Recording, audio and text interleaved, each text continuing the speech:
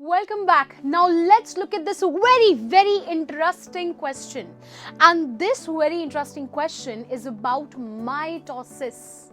Well, we have to first draw a neat label diagram and then we have to explain what mitosis is. So let's start off with drawing the neat label diagram for mitosis. Now for mitosis, firstly we'll need to draw a cell. Now this cell has a nucleus and of course inside that we have the genetic material. Now the normal cell, that is a cell which is not dividing, has genetic material in a very fiber-like structure and that is called as a chromatin fiber. Now this genetic material inside the cell starts to undergo the phases of mitosis. And the phase of mitosis, the first phase is karyokinesis.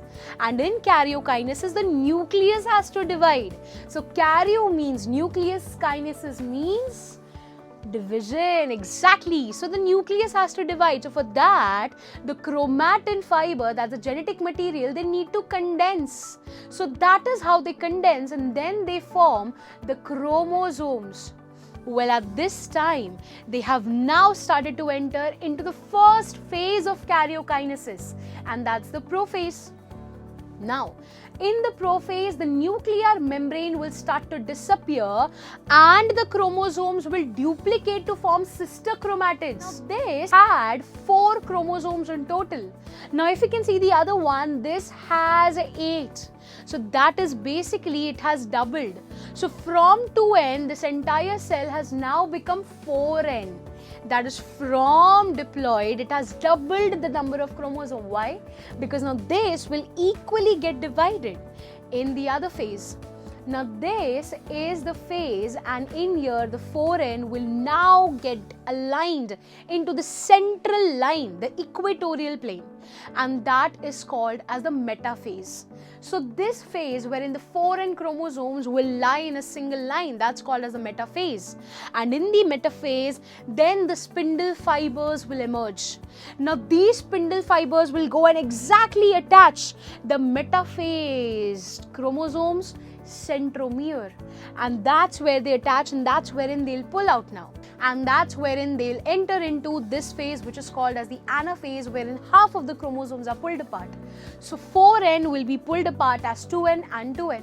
Now that's when the telophase occurs, wherein another new nuclear membrane will be developed around these 2 chromosomes, of course, which are divided at the poles, and that's wherein the cells will now be formed as 2n and 2n.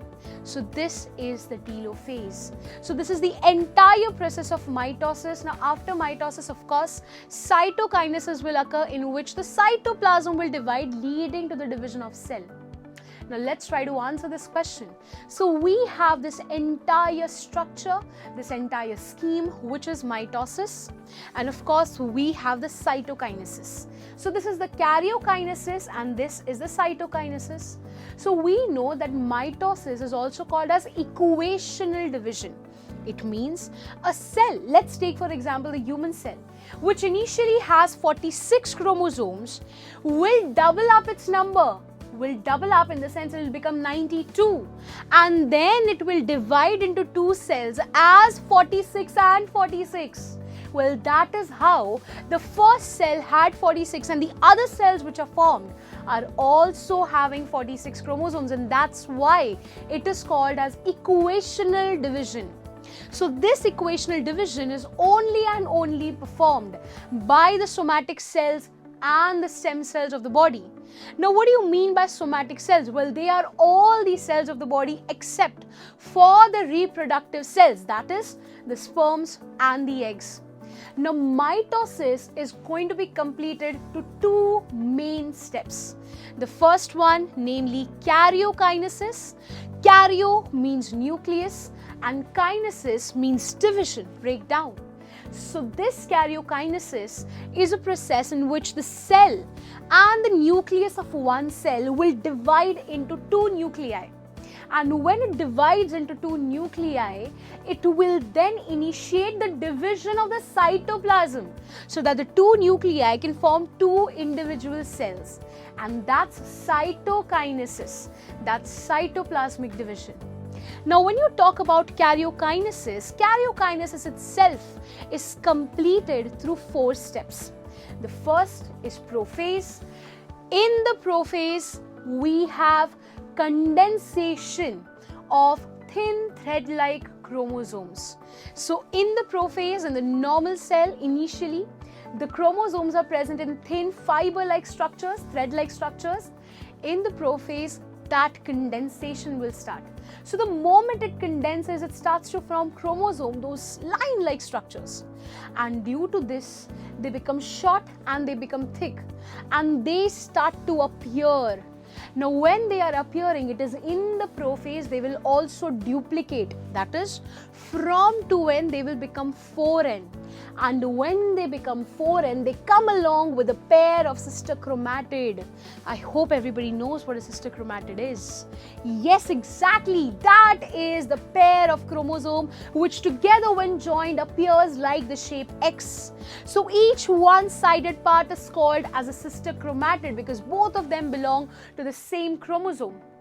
Now, when you talk about centrioles, that is the centrioles, well, they will duplicate. And when they duplicate, they will go along on the sides. And that is, they'll move along to the poles. Let's take the word centrides and let's try to break it down as cent, C-E-N-T, rides, R-I-D-E-S, which is nothing but the centrioles. Now, the nuclear membrane and the nucleolus will start to disappear. Now, when such a thing happens, the prophase stops and another phase starts, which is called as the metaphase. So, the first phase of karyokinesis is prophase, and the second phase of karyokinesis is metaphase. In metaphase, the nuclear membrane will completely disappear. In prophase, it starts to disappear. In metaphase, it will completely disappear. And the chromosomes will completely become condensed and they are clearly visible in this metaphase. Later on, all the chromosomes will be arranged in a parallel line to the equatorial plane, that is the central plane, the central notch which is created inside the nucleus. Well, this central plane, the equatorial plane, will have all the chromosomes arranged in a line-like manner. And then those special type of flexible proteins which are called as the spindle fibers will start to form from the centrioles, and when they start to form from the centrioles, they'll start to move towards those metaphasically aligned chromosomes. That is, all the chromosomes which are aligned at the equatorial plane. So they'll go there and they will attach to the centromere of the each chromosome. Well, that is wherein the metaphase stops. And the third phase of karyokinesis, that's anaphase, starts. So when you talk about anaphase, well, this is the phase wherein the centromeres, which are now attached with the spindle fibers from the centrioles will pull those chromosomes from the centromere apart, thereby splitting the sister chromatids.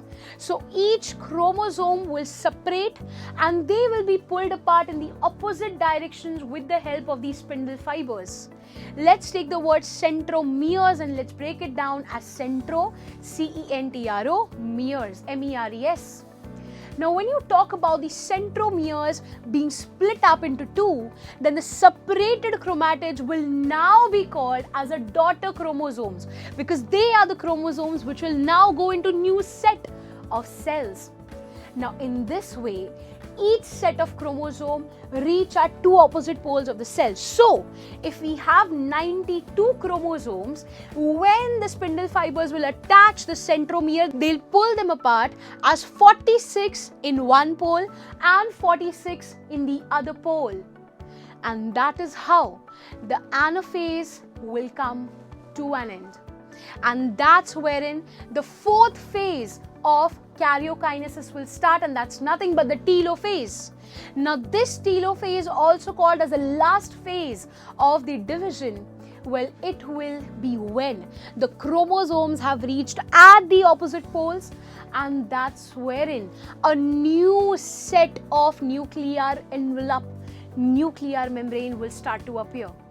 The chromosomes will decondense and again become those thread-like structures, just like you can see over here. They'll again become those thread-like structures and they'll start to become invisible. Well, the nuclear membrane will be formed around each set of chromosomes which are reached at the poles, and thus two daughter nuclei will be formed in a single cell, and this completes karyokinesis with mitosis as equational division. That is, equal amounts of chromosomes will go in both the cells.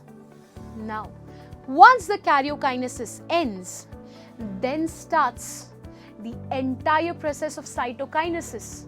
Now, for cytokinesis, the nucleolus has to disappear.